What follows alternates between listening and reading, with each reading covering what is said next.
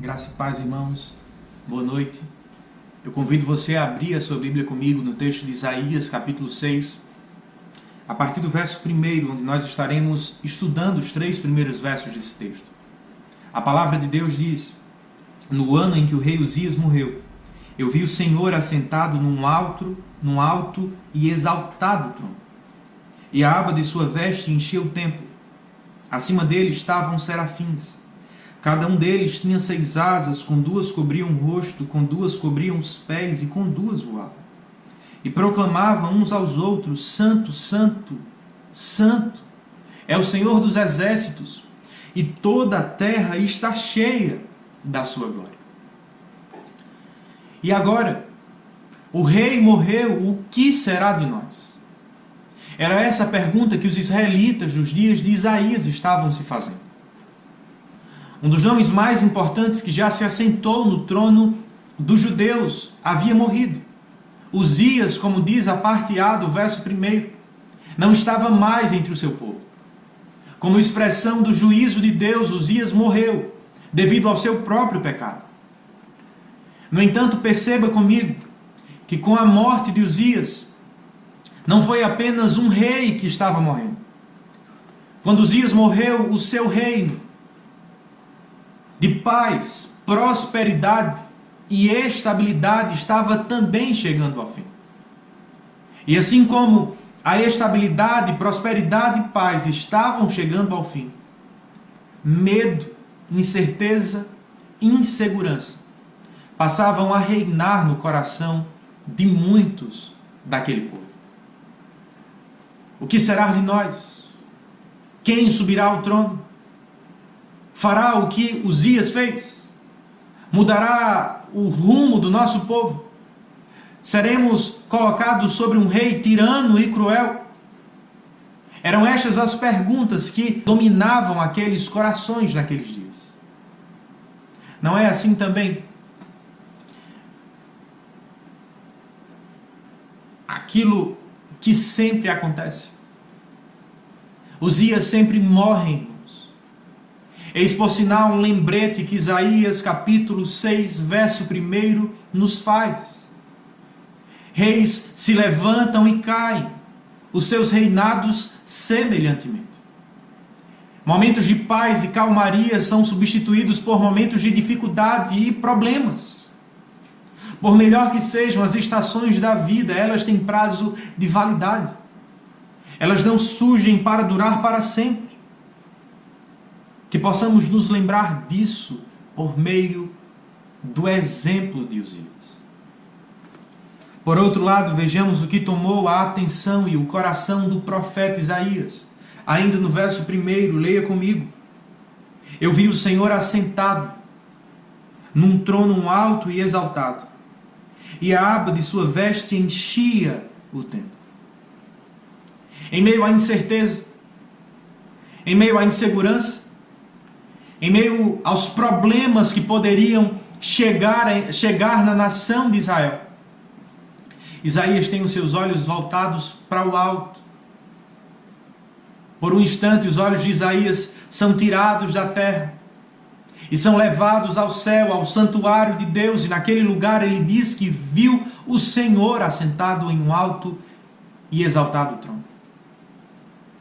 Note uma diferença aqui. Note um contraste que providencialmente Deus faz em seu texto sagrado. Uzias caiu. Uzias perdeu o trono. Israel está momentaneamente aos olhos humanos sem um rei. Quando Isaías vê os céus, quando ele tem os seus olhos voltados para o alto, ele vê o Senhor assentado em um trono alto e exaltado. Os tronos dos homens podem passar. Os reis terrenos podem nos deixar. As estações de calmaria e paz podem não ser mais as mesmas de antes. O Senhor continua vivo e assentado em seu alto e exaltado trono. O Senhor não muda, irmãos. De geração em geração permanece sendo o mesmo. Em meio às tempestades ou calmarias, em meio aos invernos ou primaveras da vida, Em meio a situações onde as pessoas abraçam ao Senhor ou rejeitam ao Senhor. Quando os homens falam palavras que são corretas quanto ao ser de Deus, ou quando eles anunciam que Deus morreu. Em meio a todos esses ambientes, em meio a todos esses instantes e momentos da história, aonde está Deus? Conforme diz Isaías, assentado em um alto e exaltado trono. Eis o nosso Deus, irmãos. Sabe onde Ele está em meio aos dias que estamos vivendo? Onde sempre esteve. Onde esteve há 100 anos atrás, há 200 anos atrás, há 10 minutos atrás, é onde está agora. Em seu trono a reinar. Por mais que algumas pessoas tentando justificar a Deus, querendo, por assim dizer, pedir desculpas por Deus, tentam dizer aos homens que Deus não sabia o que ia acontecer. Ou ainda que, caso Ele soubesse, Ele simplesmente não poderia agir, não poderia intervir, não poderia mudar a situação. Não é isso que o profeta de Deus, que Isaías, nos diz quanto ao Senhor. O Senhor sabe aquilo que vai acontecer daqui a 1000 anos, daqui a 100 anos, daqui aos próximos 10 minutos. Mas não apenas sabe, o Senhor também pode agir. Ele é poderoso para agir. Ele tem todo o poder, Ele tem as rédeas da história em suas mãos. Que quando pensarmos sobre Deus, que possamos refletir sobre o seu caráter soberano, irmãos. Um Deus impotente não é o nosso Deus. Um Deus incapaz não é o Deus revelado pela Bíblia. No entanto, perceba uma outra característica do ser de Deus. Conforme diz o profeta Isaías, o Senhor não é apenas aquele que se encontra assentado em um alto e exaltado trono. O Senhor é também aquele que se acha, conforme diz os serafins, os anjos, como sendo santo, santo, santo. É o Senhor dos exércitos, a terra inteira está cheia da sua glória. Você sabe qual é o atributo de Deus que na Bíblia é repetido ao longo de 3 vezes, ou durante 3 vezes? É este atributo, a santidade de Deus. Eis o que o nosso Deus é: santo, completamente separado do mal, completamente separado daquilo que é pecaminoso, completamente diferente de suas criaturas, completamente outro, completamente poderoso. Eis o nosso Criador, irmãos.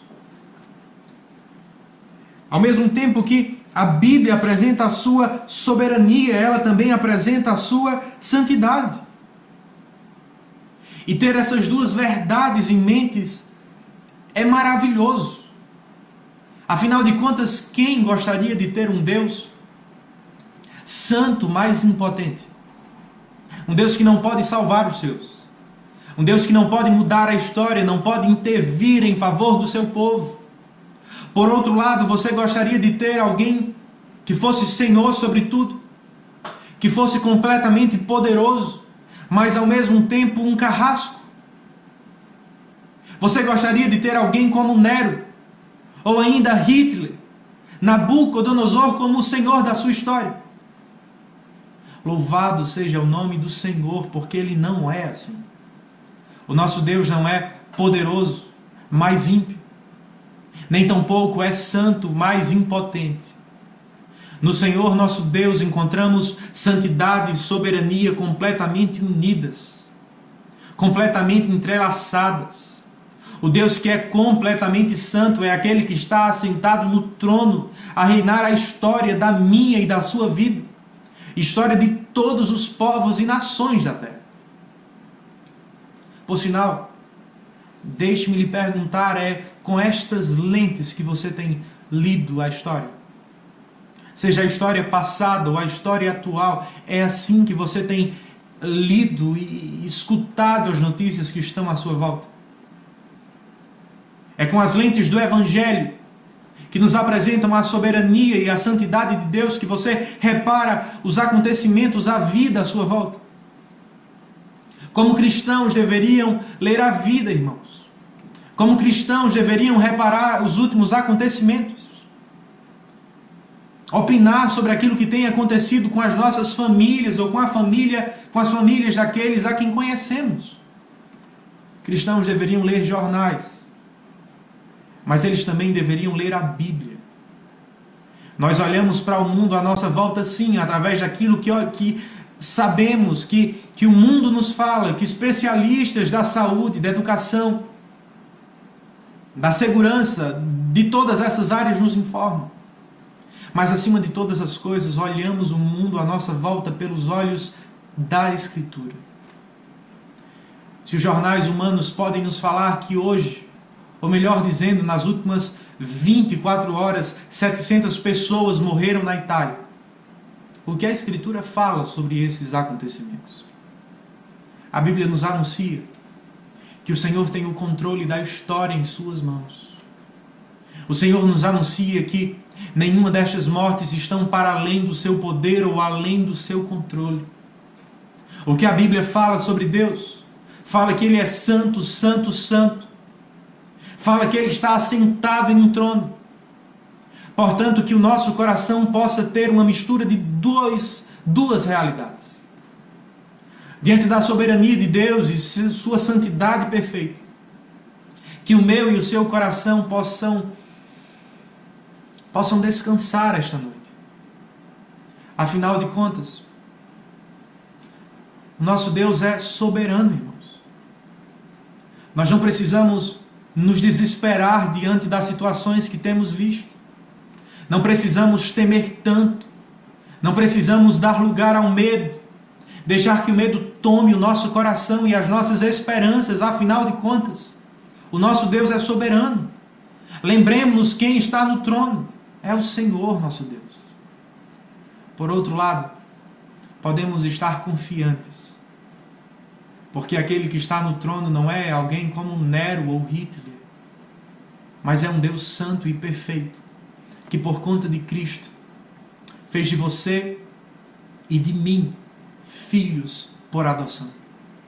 O Senhor, quando se relaciona conosco, Ele se relaciona como um pai com seus filhos.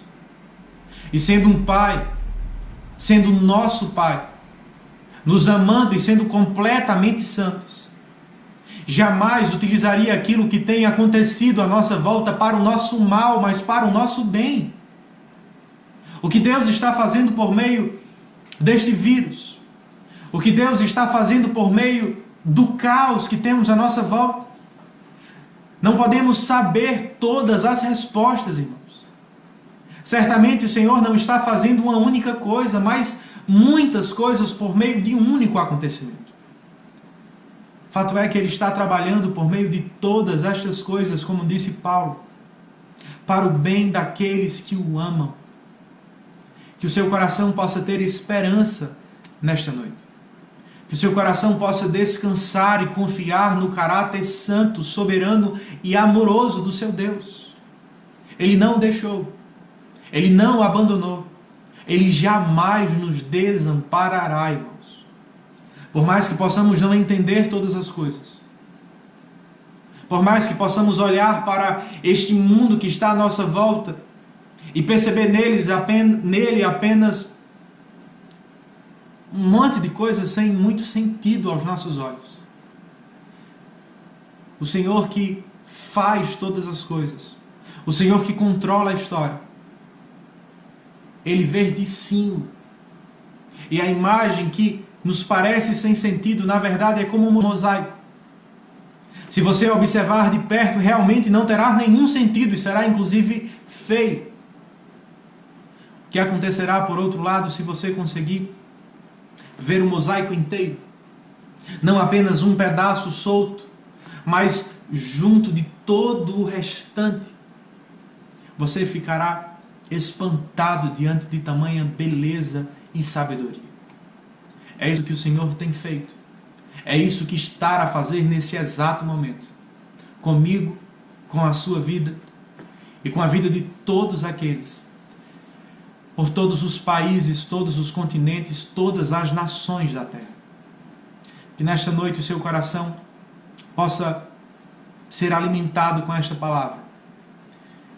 E que os seus olhos possam olhar para aquele que, diferentemente de Uzias, não ficou parado em um túmulo.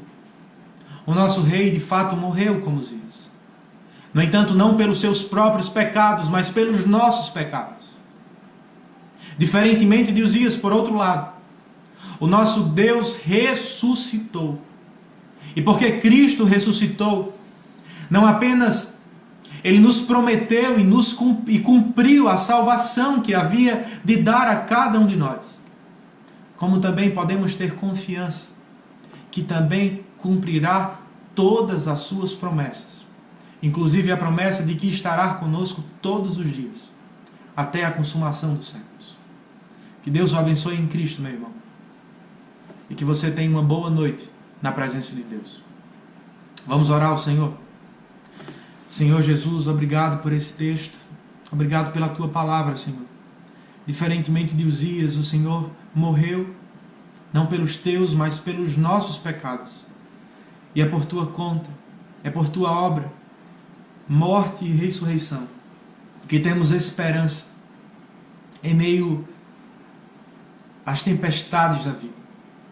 Alegra o nosso coração no Senhor e nos faz confiar que por mais que os reinos passem, as estações da vida passem e por vezes se tornem inclusive mais difíceis para nós que a vivenciamos, que o nosso coração possa descansar naquele que é santo e naquele que está assentado num trono alto e sublime. É no nome do Senhor Jesus que nós oramos. Amém.